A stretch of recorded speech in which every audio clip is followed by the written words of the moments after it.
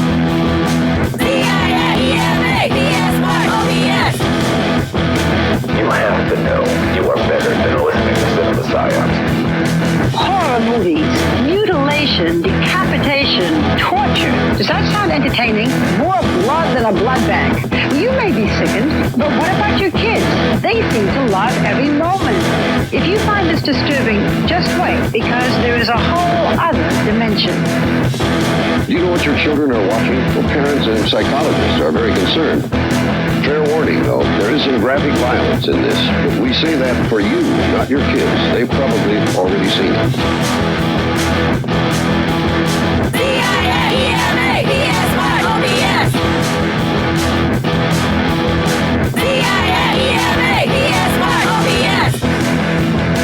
You have to know you are better than listening to Cinema Psyops.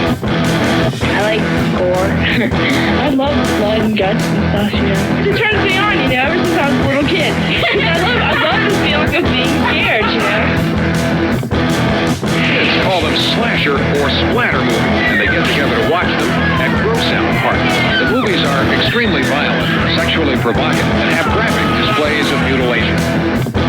I see them with my friends, and we see who can keep their eyes open the longest. Slumber Party Massacre. That was a classic. This guy just goes around killing people. That's the plot of all scary movies. CIA, PSY, CIA, PSY, You have to know you are better than listening to Cinema Psyops. Kids get the movies from the horror section. Most of the violent movies are rated R and aren't supposed to be seen unless you're 17 years old. Others are made directly on videotape and bypass the rating system altogether.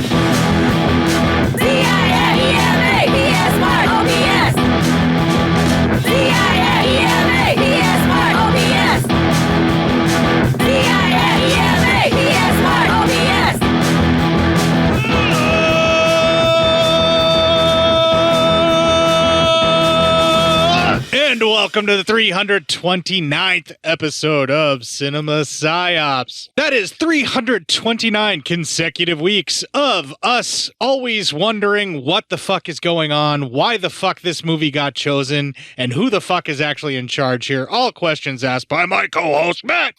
And here we are at the shores of the bunker. Ah, the bunker. A great country with a booming economy and other things that make things good. The bunker is only 300 feet wide, yet 1,000 feet long. Yeah.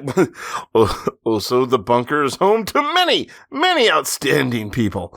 All right, so clearly you... And a lot of assholes. Clearly you haven't really watched Mondo movies, even though you know you kind of have watched Mondo movies before. I mean, I know I've kind of watched him, yeah.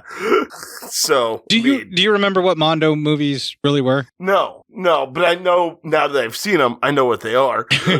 Now that you've experienced them, you are sure that you have seen others, right? Yeah. Right. So basically, just to kind of drum it up here, Mondo movies were a type of sensationalistic documentary where they already drew a conclusion that they were going to titillate or shock or for whatever reason. And part of this had to do with the censorship laws of the times. You remember when they could show more sexual situations under the guise of it being an educational film? Yes, that's right. So they would go into these nudie cuties where the guy would describe what's going on in the nudist colony life, but really it was just an excuse to film a bunch of nude models playing volleyball. Mm-hmm, that's right. Yeah. Or the Black Love movie we watched. Yes. Which was supposed to be which was supposed to be medical.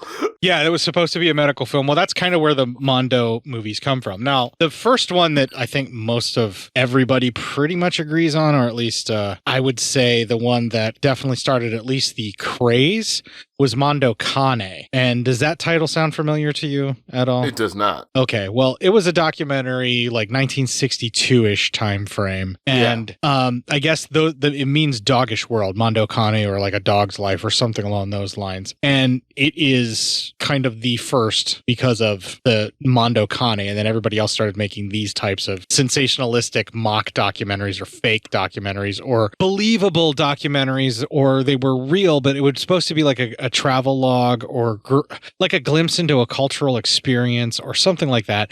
But it was to do it in such a way, and you're seeing that somewhat in the Italians as well, as to like sensationalize and like, just kind of like be outrageous and kind of shocking and wacky.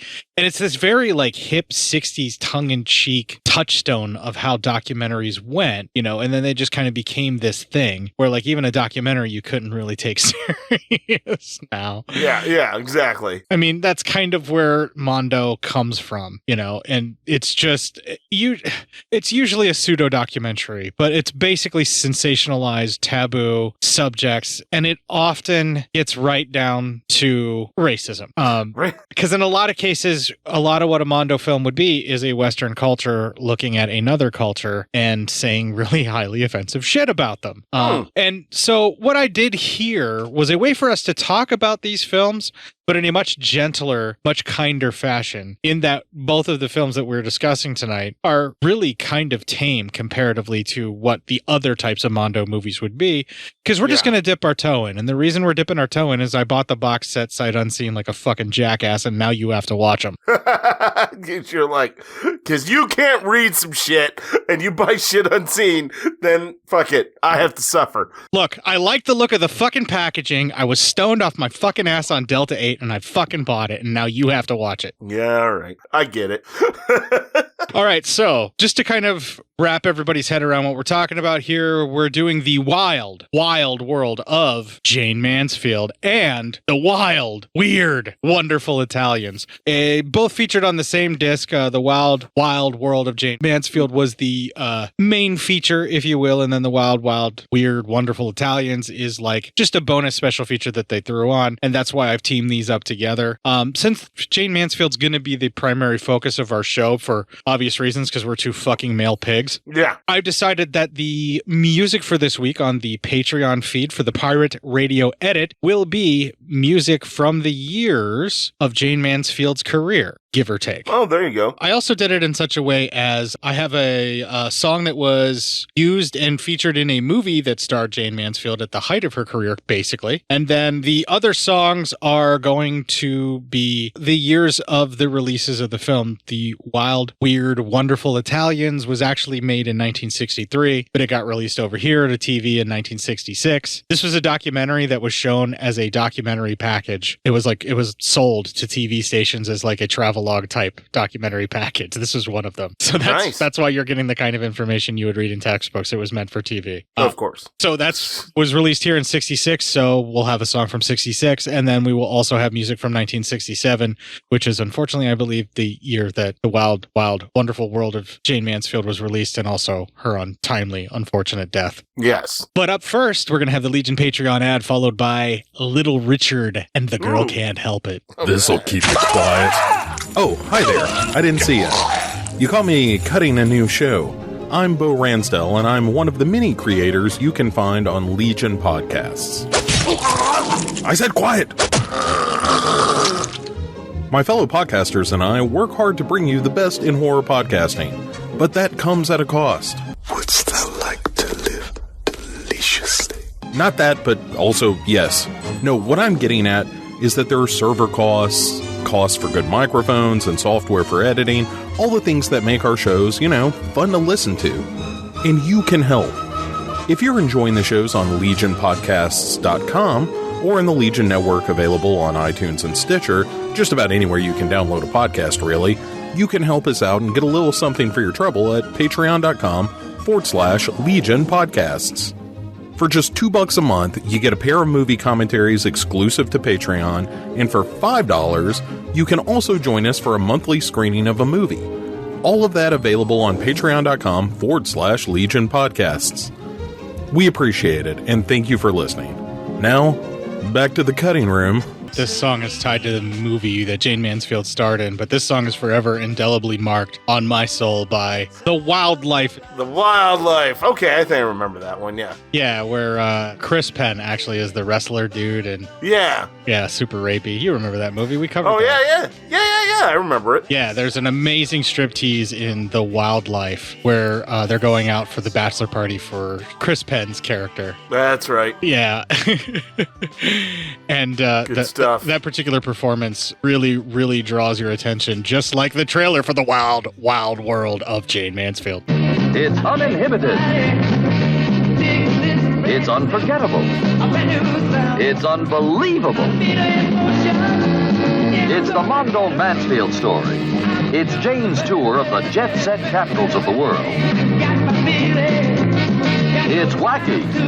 It's way out. It's the wild, wild world of Jayne Mansfield.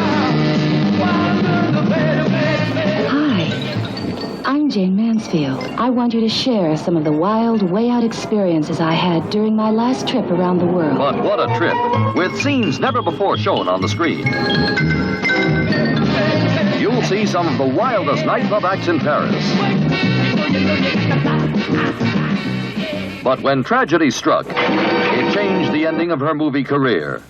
You'll enjoy Jayne Mansfield and Mickey Hargitay in the wild, wild world of Jayne Mansfield. Jayne sees all, tells all, shows all in the fun-filled movie of the year. Don't miss the wild, wild world of Jayne Mansfield.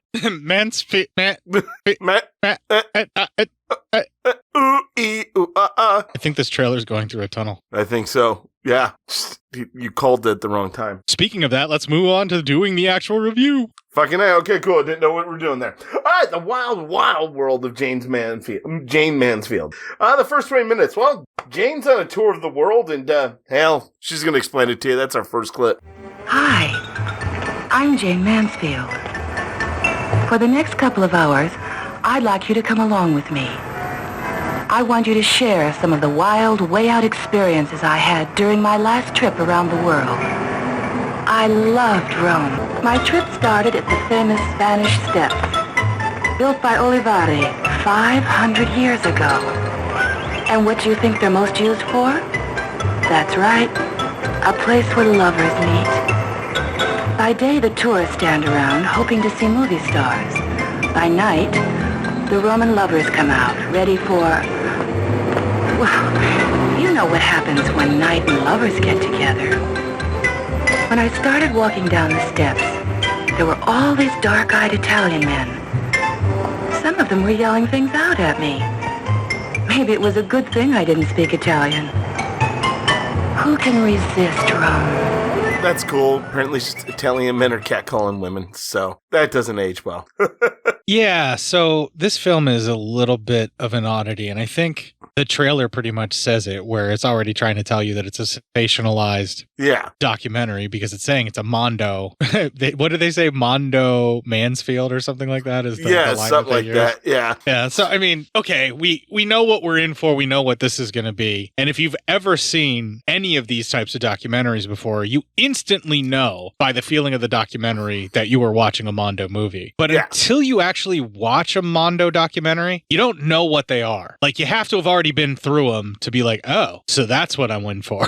Oh yeah, this is what we're watching. Right. And I think the main reason why Mondo Kane kind of became the touchstone, or why everybody started calling it Mondo movies or a Mondo documentary or whatever, or why it became the touchstone, is because of it just maybe was like the most well-known of these types of wacky documentaries. But I mean, a lot of these pseudo-industrial type educational films all have this really weird, quirky sense of humor to them anyway, because you got to be bored out of your fucking mind to make these things. Yeah. I just don't get, like, when you're sitting there and go, you know what? Fucking, we haven't done a Mondo in a while. We might as well make one, right? Yeah. Let's just do that.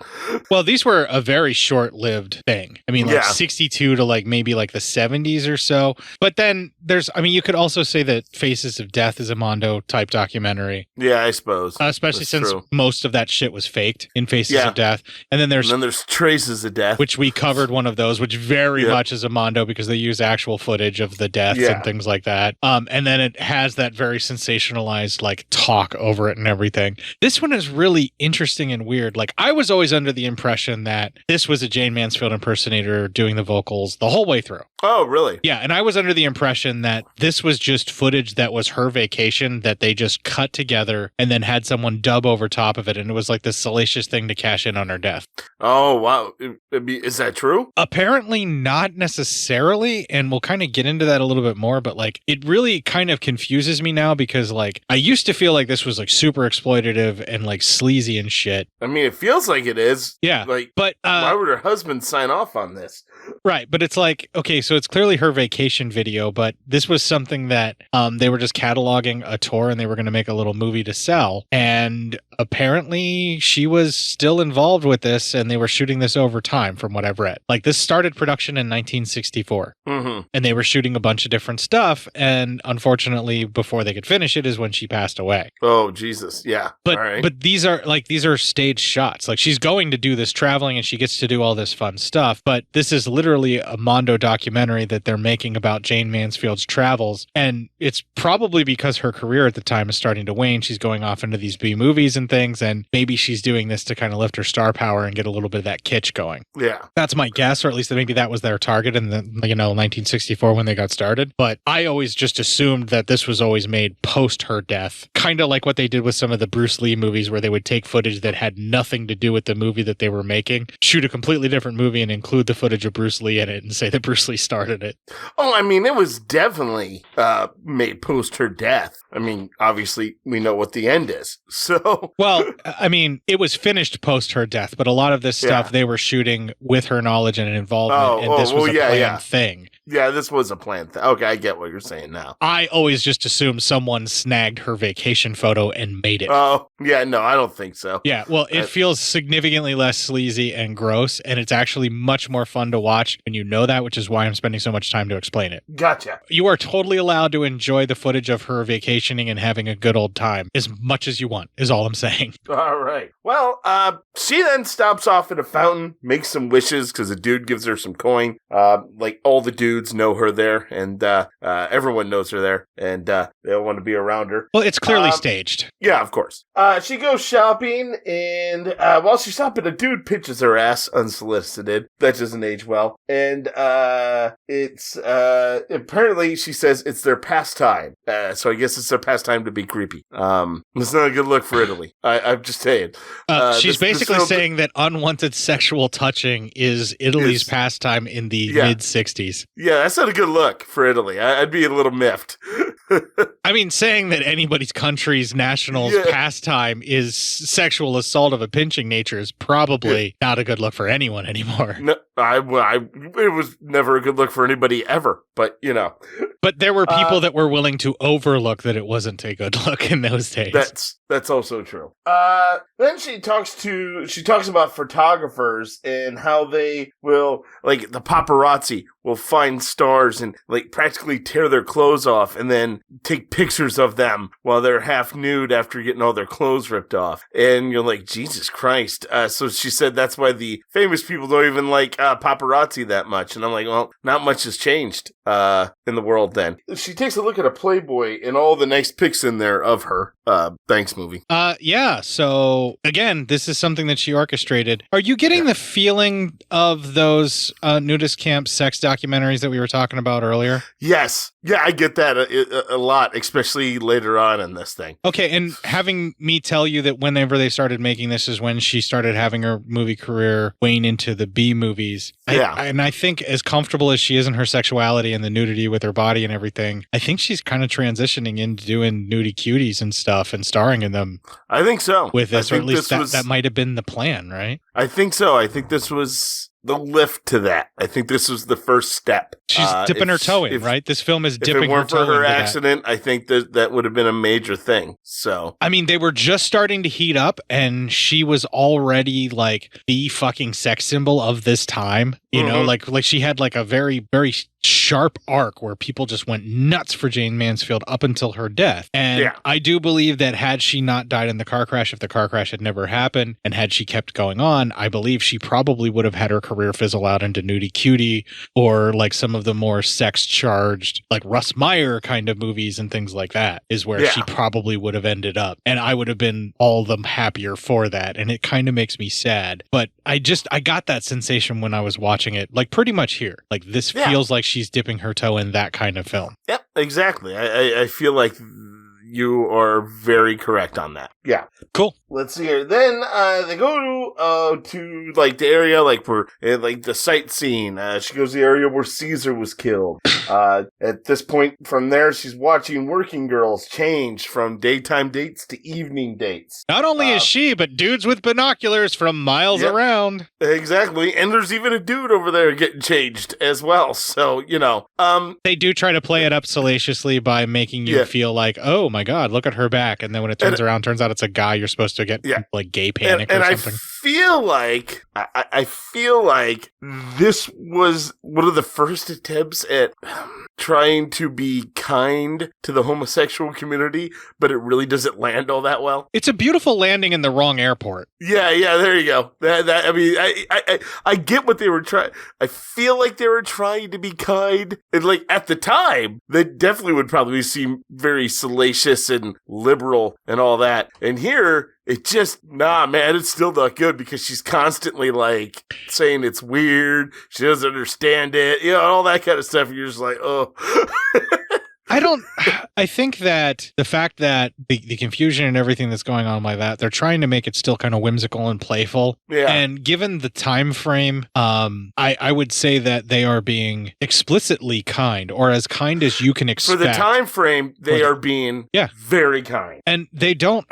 While some of the dialogue for some of the sequences where there's like a lot of the trans and also even drag shows that she's at, because I think there's one of them where she's judging a drag show, but there was a she's at a drag show at least, right? And then there was like the specific she was at a club that was like a gay club, and it was basically dress and drag night where females would be dressed as males and males would be dressed as females, but we don't know how any of these specific individuals identify. So the outwardly appearing males dressed as females and the outwardly appearing females dressed as males in this scenario, the way that she's trying to describe it, especially for like 1960s, unbelievably progressive and humane.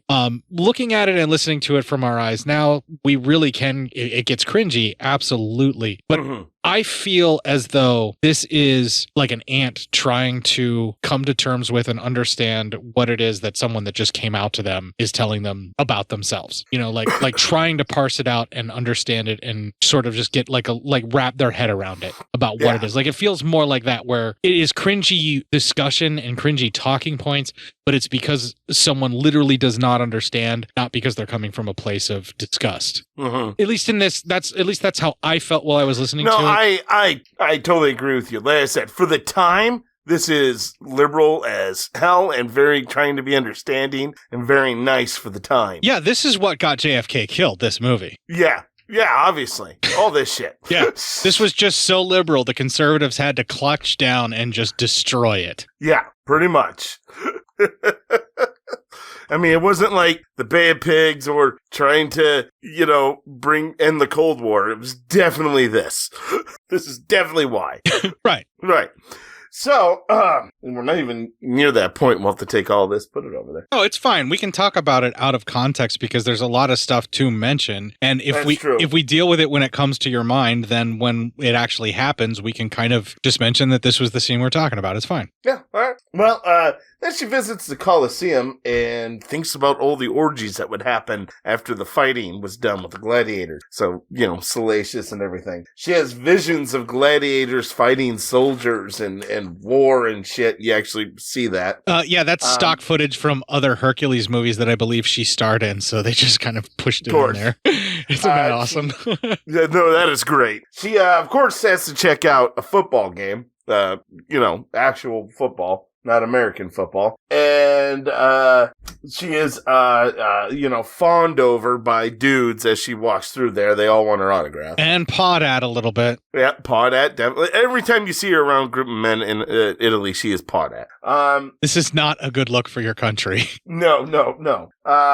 Then she wants to check out the Park of the Gladiators, which is a bunch of statues of gladiators. She can't get in, but she imagines all these statues coming to life and, lifting weights and flexing and shit for her. Then she imagines one fighting a 3-headed dragon, which I'm sure is from another movie she was probably in. All of this shit is stock footage or footage of bodybuilders and stuff, and yeah.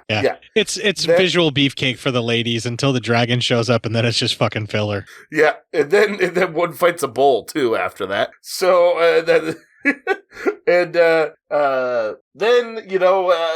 once that's all out of the way, she heads to Cannes and on the way to Cannes, I should say, when she's heading to Cannes, she's driving, she sees ladies on the roadside and dudes will pull over and bargain for a date. So $3 American. Yeah, right. Not bad. And that's the end of that first 20 minutes. I just want to state that $3 American, even in 1967, was pretty fucking good. It's really cheap, man. That is you could do better. Like, I almost feel guilty. Like, I almost want to give every lady a 10 just for putting up with me. I mean, you should. I mean, at least a $5. I mean, I'm just saying. Right, like that's at least a 20% tip, right? Yeah, I mean, something. I mean, listen, my wife has to deal with me, and I think that's enough. And I ask her how much I owe her, and she says that's not a bill I can ever pay until I die and my life insurance kicks in. So, yay me. Oh, that got weird and grim. Yeah, well, I am weird and grim. All right. All right, we're in the 20-minute mark here. We kind of have discussed all the stuff that we needed to and laid it out, but this is a lot different than the other types of movies that we're talking about, so we kind of had to do some of the groundwork up front, and I'm totally all for just moving on. All right, cool. Well, she arrives in Cannes to start the next 20 minutes. She signs some autographs, gets some pictures taken, and then she dances to some new music with a band. And this is a lot of filler, a lot of music being played. She's dancing around. I think that's from one of her movies, too. I haven't seen every Jayne Mansfield movie, but it sure feels like it. The band doesn't look like they're plugged in, and the singer didn't have a microphone, so I don't know how that audio could actually be there unless they were just staging it that badly, even for this mock documentary. Yeah. So it had to be a 60s movie that she starred in that they just cut to. Yeah. Agreed. Then she decides to visit an island that has a famous nudist colony on it. She talks to some nudists who are all sitting there. They're all, women are topless. All right. And she decides... Thank you, documentary. Thank you, documentary. She decides she's going to take off her top. Thank you, documentary. Yeah, that was nice, too. But you don't actually see... She kind of teases that. And people are definitely watching all of that. And then there's this little... lack of a better word, it's a feet dance. Cuts to a feet dance. 2 sets of feet. They pretend like they bone and all that. And then they done and they go away in a curtain. Wasn't one set of feet disappointed in trying to wake the other set up? Yeah, I think so. And then that set kicked them like, hey, I'm done. Yeah. But yeah, it was just weird. I've seen a comic routine like that before. I think in Vegas, one of the variety shows that I went to. Yeah. Had something similar to that. I don't know if it was the feet fucking, but something similar to that before with that type of, just like set of feet doing something. It was weird. I vaguely remember it, and I had a lot to drink and smoke that weekend. Well, Well, I mean, sometimes that shit happens. Right. But anyway, like I get what they were trying to do, why they were including it because of the sexual humor and stuff. And again, this is Jayne Mansfield dipping her toe into the sex film of the time. Yes. She then, however, travels to Paris, and that's our next clip. A day later, I was in Paris. What a difference from the Isle of Levant. From the warm rays of the sun to the warm stares of my public. I just didn't know which made me happier. I was on the famed Champs-Élysées, the boulevard of broken dreams, the most famous street in the world. I made an appointment to visit Fernand Aubry. He's one of the most well-known cosmeticians in Europe. I could hardly wait to get on his fabulous workbench. I almost got lost, but one of those nice French policemen pointed the way. Fernand Aubry is famous all over Europe. Movie stars flock to him whenever they're in Paris. You can go in feeling grubby and heavy in the hips. When you come out, you feel like a teenager. You get the whole treatment. He checks your complexion, then he prescribes the right amount of sun lamp treatment, the right places for massage. It's just so relaxing that you never want to get off the table. Monsieur Aubry let me look in on a couple of girls who were getting their treatment. It looked awfully soothing. Thank you, movie. Yeah, that's nice. This wasn't a bad way to spend your time in a documentary. Yeah, there's sequences of this film that make me really glad I have it on Blu-ray. Right. Yeah, the Tomlin lady, she got rubbed up on. It was rather enjoyable to witness, yes. Yes. Then Jane checks out a flea market and talks about how you can find great deals and good stuff. Just don't be like a fucking tourist, I guess, and everything will be fine. She then checks out the Eiffel Tower. But right before she can go up there, she gets picked up by some Hells Angels who were there from California, apparently. Yeah, she's like talking about supporting the local boys or something like that. I'm like, it's not the fucking military, and I'm pretty sure those aren't the Hells Angels. Yeah, no, those definitely weren't the Hells Angels. The Hells Angels they don't look like that. I mean, in the 60s, I could see where maybe they could have, but there was no patch representation at all. And unless there was another motor club they had to worry about in Italy at the time, they would have been fine with their patches. I don't get it. I don't see the Hells Angels heading out to Paris. I mean, it's plausible. They're all over the world now, so... Yeah, I suppose, yeah. Just, I don't get it. It just, I don't know, something about it just seems to ring false for me. I think it was just some group of kids that she wanted to ride on the motorcycle, so they did it for the shock value and like, oh my God, he's going to run off with her. Yeah. Because they kind of make it seem like they're going to do that, and then he just brings her back around. Well, then she goes up to the top deck of the tower. She watches some young lovers going at it outside, just enjoying their time, apparently. Then she sees a hotel there where you can apparently get special room service. And we see a guy rings room service, and a woman comes in, and she takes off her clothes, and they start going at it. Thank you, room service and movie. Thank you, room and documentary.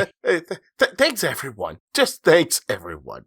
that seems like a kind of button that I could get behind in a hotel. Yeah, right? Yeah, just careful. Right, wrap it up, of course. Yeah. Just whatever you do, wash your hands afterwards, all right?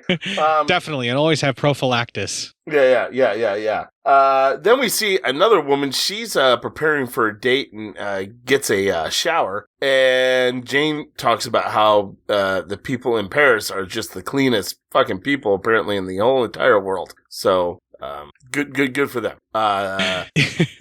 Yeah, it gets kind of salacious and weird here, doesn't it? Yeah, it really does. And this lady showers, so you're just like, I mean, all right, I'm not complaining about that. I mean, it's still a thank you movie. I mean, they paid to film someone showering and shit, so not a bad way to go about everything, I suppose. We have definitely seen worse in some of the mocks, like documentary sex films that we've covered on this show. Oh yeah, definitely. That is no truer statement has ever been said other than that. So the entirety of Black Love is going to be overly offensive compared to anything that happens in this movie. Oh yeah. Okay. And then another lady welcomes a couple of little people into into her room. Yeah, and then they discuss about how little people need love too, but they have to pay for it in Italy for some reason. Yeah, I mean, not the best message, but it's not the worst message. I mean, like, it could have been a little more sensitive. Yeah, and a lot less salacious. Yeah, but it's also a Mondo documentary, and that's what it's supposed to do. And was one pretending to be a tall person and then they got down like there were two people in a trench coat? I think so, yeah. I don't want to go back and relive that moment of my life. I'm already ashamed that I watched it. Thank you. All right. I'm just checking on stuff. Just if I had to think about it, I wanted you to have to think about it again too. Yes, this movie did stuff to us that we didn't want it to. No, it's definitely letting us know that we are giant pieces of shit. So, but anyway, and then we see another lady sunbathing nude, and guys are watching her do that. But I mean, thank you movie. I mean, did I get to see a thank you movie? But do you have to show all those guys around there leering at her like I am and making me feel dirty about it? Fuck off. Yeah, that's mean to do to us, and I don't know why you would have to be that way. Because it was cute and kitschy and funny that the men can't control themselves and they're acting like that back in the 60s. But when we watch it now, we know that it's wrong and it feels gross. It's wrong. It's so wrong. And no, wrong. This is not a kink shaming thing. This is a be respectful to other human beings and treat them like people. How dare you talk like that? What are you? Some sort of, I don't know, liberal person? Yes. All right. Well, good. I'm happy for you then. And actually, that's the end of that 20 minutes. All right, so we've already talked about the salaciousness of this, and we've kind of hinted at some of the dialogue and the language, and we're about to start getting into some of those sequences. We're not quite there yet, but the film has already shown us a lot of titillation is the best term for it, whether it's actual naked boobs in our face being rubbed down and tanned in black and white, or shots of Jayne Mansfield's Playboy, because they bring that back every 20 minutes to keep your attention. Yeah. Like, hey guys, remember this? Huh? They have footage of someone flipping through the magazine showing each individual shot, and she's like, she had to have it special ordered while she was in Italy. Yeah, to get it because they wouldn't sell it in Italy, so it's black market material. Yeah, or something along those lines. And I'm just like, black market whack material. That's a band name. Yeah. Oh yeah, that's definitely a band name. Well done. But I mean, it's kind of an interesting touchstone of the time, because it's very clearly wearing its heart on its sleeve is what it is. I mean, we've already talked about it. There's no discussing it. There's no arguing it. There's no saying that this isn't the case. This is very much a sex film of the time, or at least Jayne Mansfield dipping her toe into it to see how it goes. To kind of see if this can revive her career, or if maybe she has a future in making these kind of salacious movies where she can do little travel logs and get naked through them, and then she'll be able to sell them to places, and stuff like that. It just feels like it's an attempt to transition into this. Yes, I completely agree. Some of the stuff that we're about to see, some of the contests and things and the club appearances, this was what she was doing for a living at the time, was making these appearances. And they're just filming it and making a travelogue documentary to make extra money on it. So it's just another hustle. It's another gig. It's another way of trying to bring in some income. And I'm not trying to be disparaging about that. I actually respect that hustle of getting all that stuff together, because these are all paid gigs that she's doing and appearing at, and the judging and contests and stuff that she's going to be in. And they go ahead and they just bring their own stuff and they start filming these things while she's there because it's her appearance, and then they make a documentary about her. But they hype up the salacious elements of it. They hype up the sensationalism, and they kind of really try to not necessarily push the envelope, but give people this shocking new thing that they haven't seen to blow their minds, because that's the 60s. They want to blow people's fucking minds. That's what these documentaries were meant to do, in some way, shape, or form. And I really dig what they're doing here, and I'm having a really good time so far. Yeah. At this point, I'm in. I'm like, okay, this is sleazy. It's a little offensive at certain points, but for the time frame that it's in, it's being surprisingly kind and gentle to everybody. And I feel there's no malicious intent. I just feel that it is dialogue and or thought processes that have not aged well, but they're not the tools of hate as we discussed earlier. You know, yeah, they're not there trying to be mean or anything, I guess, is the lack of for lack of a better word. They're not trying to be horrifically disgusting or be like, hey, this person's just, they're different and weird, so, don't and she's love not, them or something. And a lot of the dialogue, I don't know if you've clipped any of it or not, probably not, because a lot of it could be quite questionable, obviously, but a lot of the dialogue isn't so much, this is so trippy and weird, it's this is so new and unusual to me. This is so weird to me. It's qualified in a lot of those statements, which is what makes it less offensive. But the idea is they're pushing like, hey, look at this wacky, wild, crazy, weird world of these folks, But the way that they phrase it isn't as salacious as other documentaries, like the wild, wonderful, weird Italians that we're about to talk about. Like that goes overboard with its salacious elements and really trying to push the envelope of what it's saying versus what it's actually showing you. And this is surprisingly reserved and just presenting them as is. And then there's some of the things that, like what you had said, but it still is qualified where Jayne, because she's supposed to be talking about it, is talking about how this is a wild experience for her. This is a weird experience for her. And she's not saying that these folks are so strange. It's just, it's so strange to her because she's never experienced anything like this before, is kind of the idea. It's the fish out of water part of it that they focus on, and it makes it kind of softens it a little bit. It makes it less difficult to kind of deal with what's going on, and they've already started it here, but unfortunately they're also trying to soften the edges of, well, this is just the culture that they just physically assault women here, and you just have to deal with it because this is just the culture, like some of those things where you're like, oh no, don't apologize for that, but it seems like they're just trying to treat everything with kid gloves because this is trying to revitalize a career. So they're trying to get people to realize, she's hip, she's cool.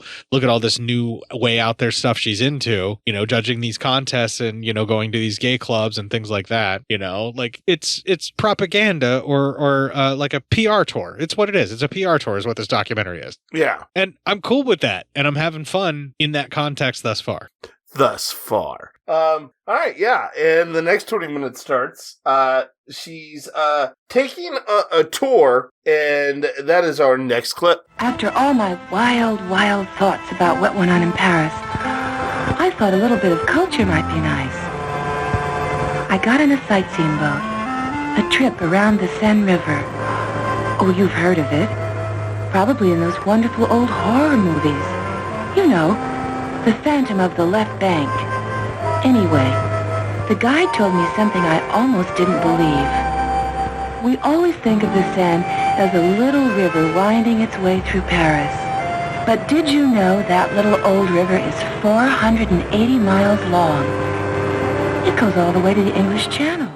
Wow. Yeah. So, then she, while she's on the boat, watches an old guy chase his wife around on their yacht.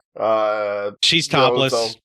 So well and good there. Yeah, it's supposed to once again show the passion, the fiery passion of the Italians. Fiery passion. Yeah, it's salacious. It's trying to be salacious. They're like, even their old people are horny and want to fuck. Well, yeah, come on, man. Everyone's horny and wants to fuck in Italy. Okay, that's what they're trying to tell you. Clip. Yeah, probably.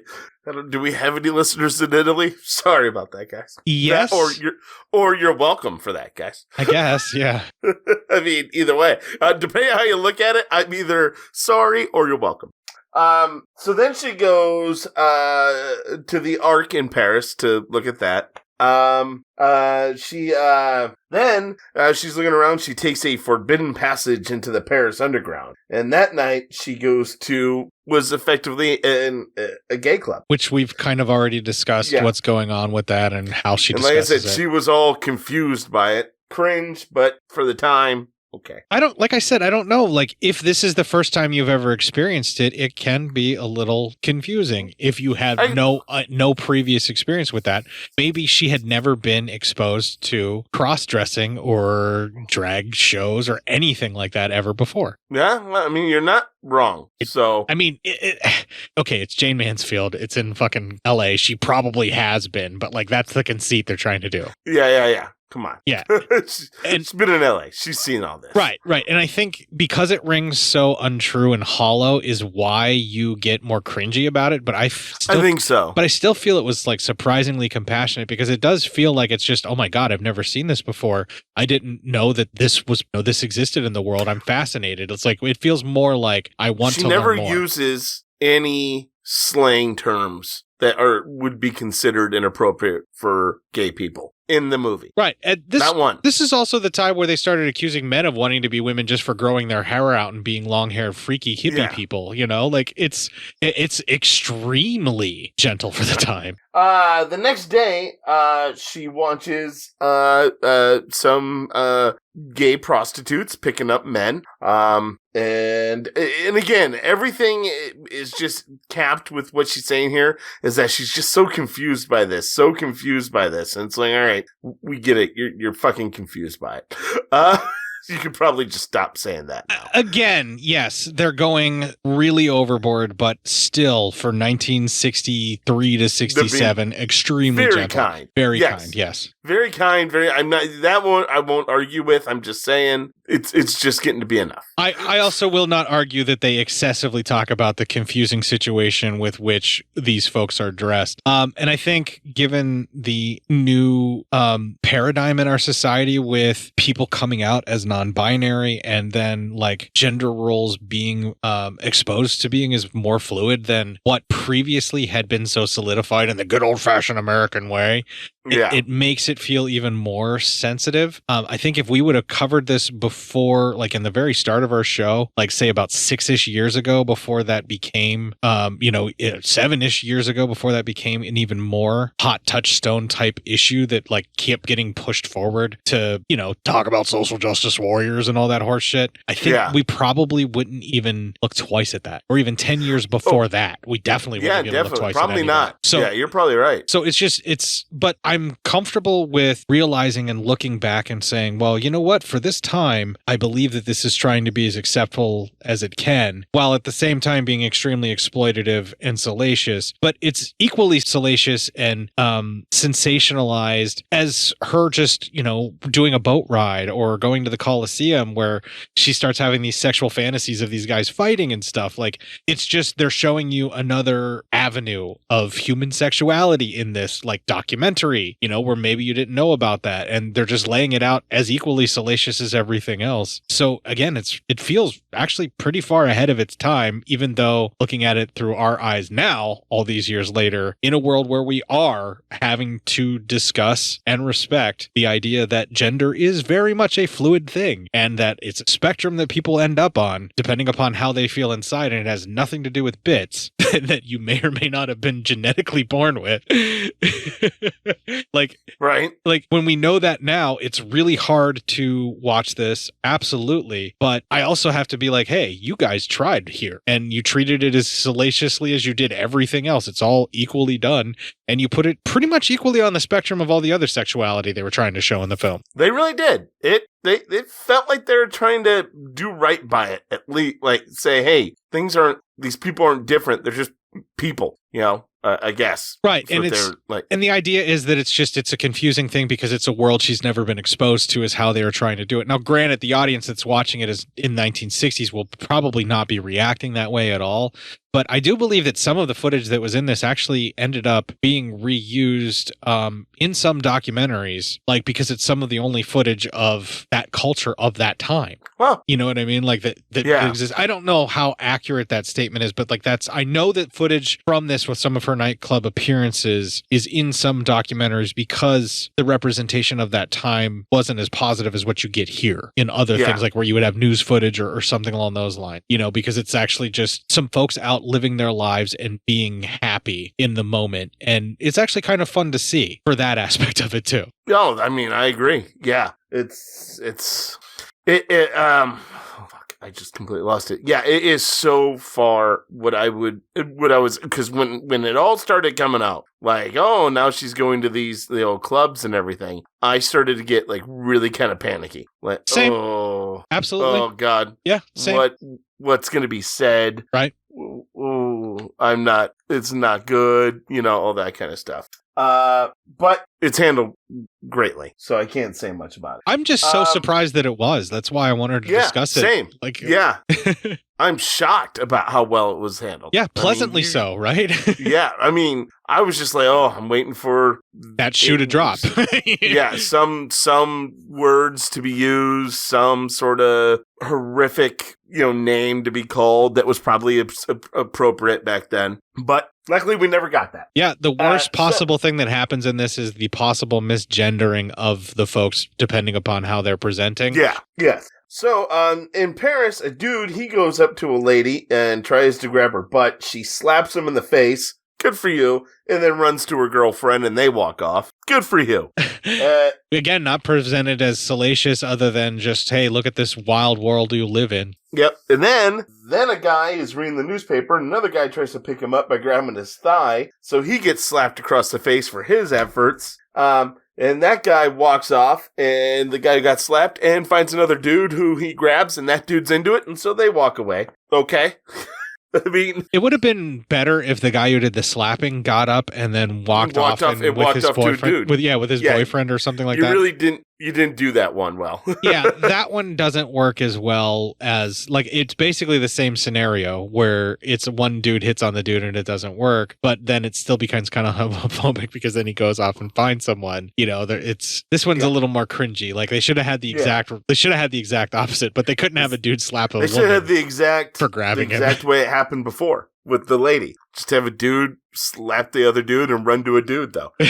Oh, then she visits, like, artist row, like painters, drawers, all that kind of stuff. Asks a guy to, like, draw her, and he goes, all right, and he just draws her boobs, which makes her question if that's all she'll ever be known for. And you feel bad. Yeah, this one kind of set up a little bit of heartbreak, and it only gets worse from here in certain points. Yeah. The sadness and the realization of what it is that you're watching is starting to settle in on you at this point when you watch this documentary. Then they have a competition. Who has the best boobs in the world? So thank you, movie, for this competition. And it's nice of them to not let us be distracted by anything else other than the breasts by framing in just the breasts as they reveal the various contestants. Yes. This is only supposed to be about breasts, so you can't be like you're trying to see anything else, And they do kind of display this without her doing a lot of dialogue over it because, she can't really comment on boobs. No. It's kind of not fair for her to judge other women's boobs. Yeah. There's a pretty infamous photo of her and Sophia Loren where Sophia Loren is staring at her tits like, oh my Jesus. So there you go. That is as famous of a photo as I think we have in the world. Yeah, it's probably all over our group. Like the minute someone heard this, they posted it. Just because we talked about it, it's okay to post it, They went looking for it, yeah. It is relevant, so. Yeah. Well, after everyone shows, and I noticed no American boobs, but after all of that, Sweden wins. So I guess congratulations, Sweden. Your lady won best boobs. I would just like to state that all the contestants are number one in my heart. Yeah, there are no losers here, only winners. I don't see any losers. Just a general thank you movie to every contestant and all of that. Thank you. This is one of those times where I think there should be a lot of participant trophies, and they should be handed out. Then that night she goes to a pretty classy, lack of a better word, it's a strip club, but it's a classy strip club. Yeah, she wants to learn to do this type of dance or she's working on it for a role or something. She says. Yeah, exactly. So she's fucking having a good time in her life right there, watching people. She talks to one of her friends who brought her there, who is a stripper, and she talks about all how she was trained by this guy who wishes he was apparently a lady so he could be one of the strippers, and he's one of the better dancers that they've ever seen, but he's just training people how to do it. So you kind of feel bad at this point for this poor guy. Not exactly what you probably want in your life. Well, it's at least realistic, and it is something that this gentleman probably actually was going through. I wish they wouldn't have used it to sensationalize their documentary that much more, but they do. They kind of use a story, and that's the part that makes it a bummer. Yeah, and if that's even true, I mean, these types of things, they do make shit up like that just to add salacious material. This might just be some dude who's an actor, right? Yeah, it may not be real. I'm sorry, but not all of these Mondo documentaries are fully real. Hey, guess what, folks? Sometimes shit gets made up. I know, it's sad. I have a sad too about it. Yeah, all your band tour videos are staged bullshit too, folks. Yeah. So let's just get off of that, all right? Then her friend does a dance when it's her turn, and it's a pretty good dance. Yeah, it's a thank you movie. I mean, it's a thank you movie. Then we see then Jane, she gets taught not by the same guy, but a guy who also is pretty good. And Jane then starts moving her hips a lot, and that everyone starts losing their fucking minds because, I mean, well, why wouldn't you?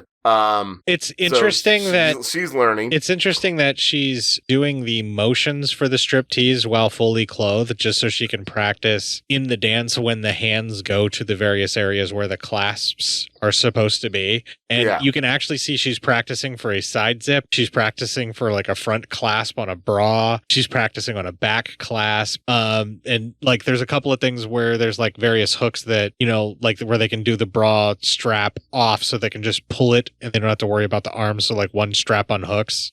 You've seen one of the dancers actually do that. You actually see her practicing for that in this footage. No, I wasn't paying that close attention to all of it because I too was mesmerized when she started shaking her hips.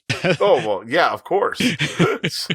Yeah. And again, it's for the titillation. It's her showing off her body and her dance maneuvers and what she has been given by nature, so whatever. It's no shaking what the good Lord gave you. Right. Like she's exploiting what she has for the salacious sensationalism of the film, just like they exploited everybody else that was in it. And why shouldn't she? I mean, it's a movie for her and her career, I'm guessing. So I would much rather that she exploit herself to try and spark her career back up. Yeah, right. As long as she's doing it and signing off and everything, what do we care? Yeah. That's all for her. So, then she cuts to her doing a striptease, and it's actual striptease for her producer. And she starts really getting racy with it, saying how that's probably going to help her out in her career. So, I mean, all right. Cool. The striptease that she was doing was for an audition because of the sequence that she had to do. And they actually show some of the sequence of the actual movie that she did it in at the same time, too. And that's the most racy stuff, is the actual part of the movie. Yes. That is true. So, I mean, they try to make it seem like she's hinting at doing a casting couch dancing of some sort, like to seduce her way into a role, possibly because she is a sex goddess, but they don't really go that far. And I'm glad they don't. Yeah, right. They go right up to the cusp of it being tasteless with the way they imply it. Yeah. But it just, she gets out of that pretty all right.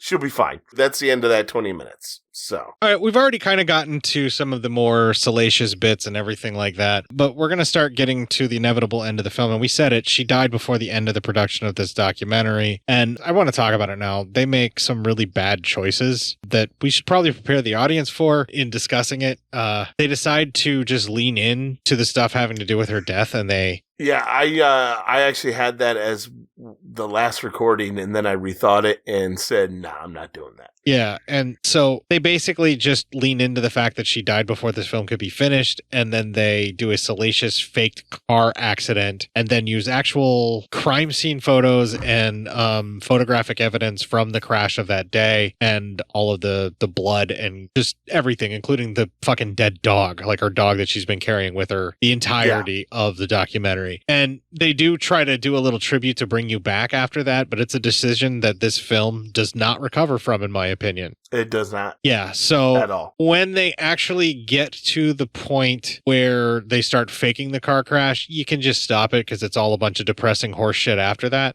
And they should not have included it in the film. It felt like they did it also for padding. Oh, yeah. And then also just to be that much more shocking and salacious. And it takes a turn for the wrong kind of Mondo movie that we've been set up with so far. And that's why I say the film never recovers from it. Yeah. Yeah, it definitely does not help. But up until that point, we can actually have some fun still. There's still just a few things that are remaining. But overall, the general sadness is starting to seep in because we all remember she died in a car crash before this film could get finished. Yes. Yes. And a horrific car crash. And the things that we are starting to get a little sad about some disappointments in life, and some of the training for her dancing, and the talk about her trying to revive her career, or redoing her career and all of that kind of stuff. Knowing that it's not going to happen, and this was the last thing that she was really kind of involved in to try and create, really is kind of a bummer. And it's just going to get more depressing from here. So let's move on. Yeah. So the final 30 starts. She's out and about for the night, and that is our next clip. I was absolutely enchanted with Paris and this Place Pigalle. You can get everything you want here. Streetwalkers create a traffic jam. Marijuana and LSD are sold by every other person. If you want a girl, you can buy one. If you want a boy, you can buy one. Anything goes. It's the wildest place imaginable. A friend had told me to go to the Eve Club. She said they had an act that was the living end. I couldn't resist. After all, we all like to see something just a bit wicked, right?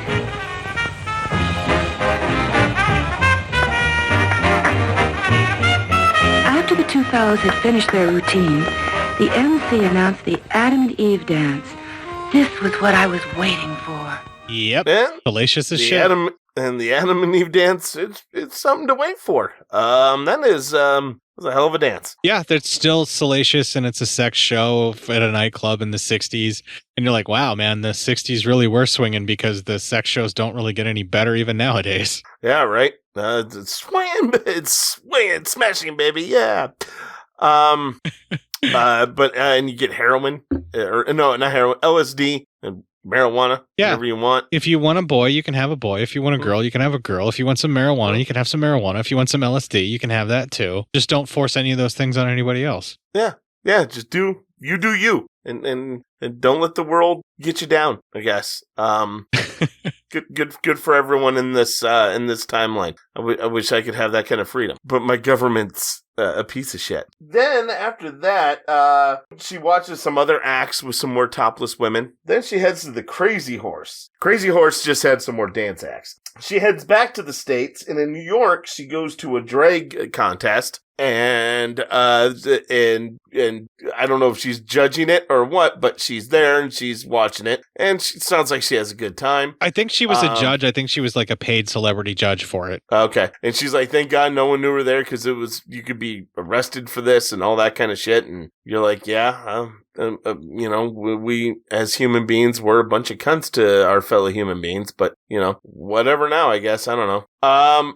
So she then talks to actually a Jayne Mansfield impersonator, and they talk like, does she want to go through the total change? And the Jayne Mansfield impersonator says, yeah, I want to be just like you. So it's really, that's kind of talks ahead for its time. Yeah, and this is the one thing that really got me thinking that this was a much more sensitive way of handling it. Obviously, the questions being asked aren't exactly the ones that the person is answering. The Jayne Mansfield impersonator. But also the way that they handle the language. The only real difference is, I think one of the terms that says that talk about surgery to become a real girl, quote unquote. Yeah, that's I mean, just because of the time frame that we're talking now. I mean, in that time frame, if that person that was asked that, who actually was looking to transition, was asked that, and the way that they handled it seemed like they didn't feel that was being rude or disrespectful or anything like that, even though when we hear it this day and age, we're like, wow, that's really disrespectful. It's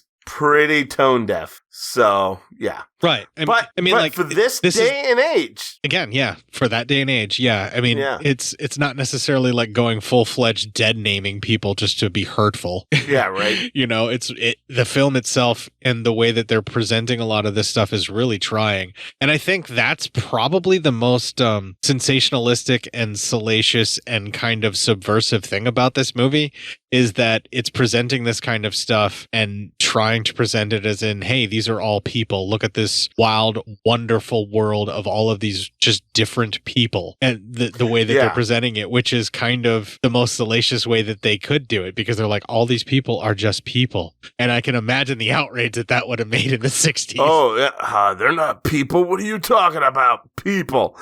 Like, oh. Yeah, they're people. Yep. Yeah, and I think I love that that's the direction that this basically predominantly took or was attempting to take, and I really dig that, and that is the thing that makes me keep enjoying this film despite the major bummer on the horizon here. Yeah, despite some of the shit that comes down from it. All right. So, well, after all that, we go back to LA. She's finally back home, and that's our final clip. After my brief stay in New York, I was back in Hollywood, and did I notice the change? Wow. Even during the few months I was out of the country, the topless nightclubs and activities had mushroomed. Someone told me that if my movie career ever stopped, I'd have a big future as a topless waitress. Driving around in a car, I saw the wildest topless things you could imagine. Now, take that ice cream truck. It never gets this good again, does it? Nope. You're about right where you want to be for as good. We see many topless careers. Shoe shiner, which is fun. Mechanic. Mechanic. The ice cream salesman. A window washer. A barber. The producer's barber. She's topless. I just want to say that the topless barber and the topless shoe shiner almost feels like you could get arrested for going to visit. Yeah, it doesn't seem like that's going to be, I mean, I don't know if that's quite right. Specifically the topless shoe shiner, because like that there was something very wrong with that sequence that I liked way too much. Yeah, right. It just, that one hit different. Yeah. This film activated some salacious titillation in me, if you know what I mean, and I think you do. Yeah, buddy. So all these topless things, then she goes to a topless club. There are more dance acts and a band there, and everyone's just topless and going crazy. Can we just talk about how amazing it was that the band was also topless? Yeah. Yeah. This looked like a fucking amazing time. Like, this club looked like so much goddamn fun. Okay, this is the highlight of the film for me, is this whole sequence up to the, like, where she's doing the topless bar tour and stuff. Yeah, this is incredible. Yeah, this seems like a lot of fun for just about everybody. And the band looks like they're having a total blast, and this just seems like a lark that they decided to play topless this one night for this particular performance. You know, because it seems like they just pulled down their dresses, but like if this is a gimmick that they do where they're playing these kinds of bars, that's fucking genius, because I would go to whatever show they're playing. Yeah, exactly. It's so fucking fun. It looks very interesting. Looks like everyone's doing really well there. If you're a fan of boobs of various shapes and sizes, this is your sequence right here. It really is. It is something else. Everyone should really check this out. Have a good time doing it. You can, feel good. Everyone's having fun. If you watch the whole of the movie, back it up to the sequence of the topless stuff everywhere in LA, and then watch this band perform again, and just stop it before you get to the sad stuff. Yeah. Pretty much. That's actually a good assessment. So that's what I did, and I'm telling you, it helps. Then, after all that, we go back. Jane's dancing again, doing her striptease again. And then she looks through the Playboy again, the pictures. We see scenes from one of her movies where she did a lot of her topless work. All of this is a thank you movie, pretty much. Yeah. And then the car crash. And fuck you movie. So basically, once they get to the end of the Playboy thing, and then they go in and the car crash thing is like just like a couple of minutes of like a car driving, and then you see a tree, and then you just stop it if you don't want to endure the rest of this shit. And like he said, there's a whole ton of horse shit on there.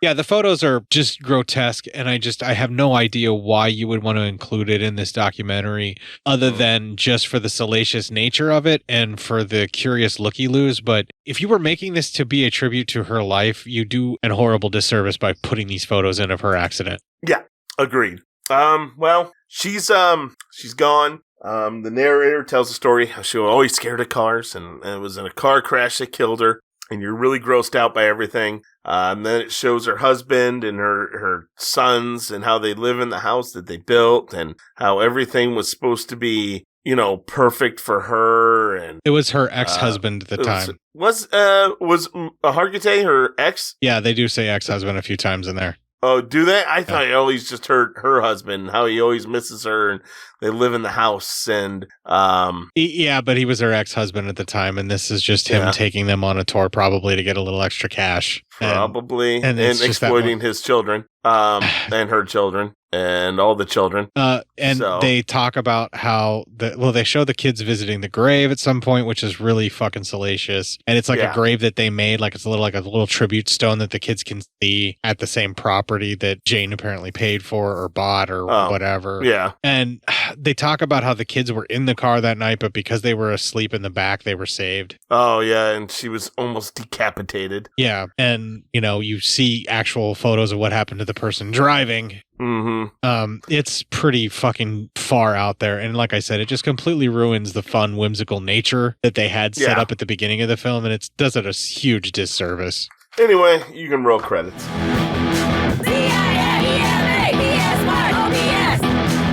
So let's back up once again to that fun titty bar where the lady's dancing in a cage and the ladies are all playing their instruments with their boobs out swinging around and the guitar straps placed strategically between boobs. And there's so many different types of breasts on display and just looks like a swinging good old-fashioned fun time. Just everyone looks like they're having fun. When the worst thing that you could get could be cured with a vasectomy and some penicillin. That's right. Perfect. Like it looks like these folks are having just so much fucking fun. And those moments are really, I had to go back and watch that kind of stuff just to kind of cheer myself up and just, be a little happy because the ending is such a bummer and it just really kind of ruins the whole of the film and they really didn't need it in there. Yeah. And otherwise it's a fun, dumb ride that's full of tits and just a salacious documentary. That's what a Mondo movie is. It's absolutely fine. But unfortunately it takes the other route and gives you the Traces of Death style Mondo movie. Yeah, unfortunate, but it is what it is. Yeah, but it could have been a lot worse. We could have done a much more significantly racist, xenophobic one than this, so I'm happy. Yeah, I'm still glad we did what we did. Well, there is something on the horizon. We're going to be covering the wild, weird Italians after we listen to the Cascades 63's Rhythm of the Rain by the Cascades. So that is the year that the wild, weird, wonderful Italians was originally filmed in Italy, and then it was re-released in 1966, so coming out of this movie, we'll cover that year. So I'm ready to talk about this film when you are, and as quickly as you are ready to, as well. Yeah, let's get this done. I'm trying to smile and hold my face in such a manner so that you will not doubt my commitment to sparkle motion. Uh-huh, great. All right, weird, wild, wonderful Italian. First 20, we start with some Italian soldiers marching. Then a narrator talks like Italy facts, like how big the landmass is. It's not much bigger than Florida. It's 300 miles wide and 1,000 miles long. They say it so many goddamn times, I feel like I'm in the middle of a geography lesson. How dare you fucking try and teach me things, documentary. We're not here to learn, all right? We're Americans. Show me boobs or get the fuck out of here, Mondo movie. We don't do that shit here, all right? We don't believe in it. Look at me. I'm the director of your documentary now. Yeah, it's not good. It's not fun. Well, it doesn't help that it's dubbed. Who knows what it was that they were originally showing us, and who knows what was dubbed to make it more sensational and horseshit. Yeah, right. No, you're not wrong, but I'm just like, holy shit, it's fucking terrible. So, and then they want to get some foreigners' opinions, and you come up to these two ladies, and they like Italian men. That's what they like. They're all bowdy and rowdy about it. It's weird that Italian men are like this sexual thing and not Italian women. Like, I don't understand what this documentary is trying to teach me. I think maybe it was a sausage fest at the time. They're trying to get more ladies to come in. Or perhaps maybe the patriarchy is so goddamn strong that all they care about is the men. That could also be it too. Yeah. That makes a lot of sense. Unfortunately. Jesus. Ow. All right, sorry. So anyway, then they show a bunch of their pride and true Italian men who are dudes all flexing, and they have to keep up a reputation to keep up, so they're all flexing and shit. If all natural bodybuilders are your shtick, you're gonna get off on this sequence because they focus in on these guys and they go every bit as hardcore salacious as they would on a bikini model with these dudes. And you know what? Equal representation. But again, Italy, what's going on here? Yeah, what's up, everyone? Everyone okay? Everyone doing all right? I mean, like, I'm sure that your gentlemen are extremely attractive, but I didn't know that we needed a public service announcement of this magnitude to tell us that. Yeah. And then you see them lifting weights and working out, and then you see them mining. You see dudes mining, and they're all in what looks like boxer shorts, right? Yeah, exactly. Sulfur mining. Isn't it sulfur? Yeah, they're underground in like super hot fucking temperatures, pickaxing like motherfuckers in what looks like boxer shorts really close to and on top of each other. Yeah. Okay, so the homoeroticism in this documentary is super fucking strong. Yeah, it really is. Like it's palpable. I'm like, man, if I were into dudes, I'd probably really be getting into this. Probably, right? You'd be like, all right, let's go. Like, I can appreciate what the movie's trying to set up for me. It's just not that particular flavor that I'm interested in.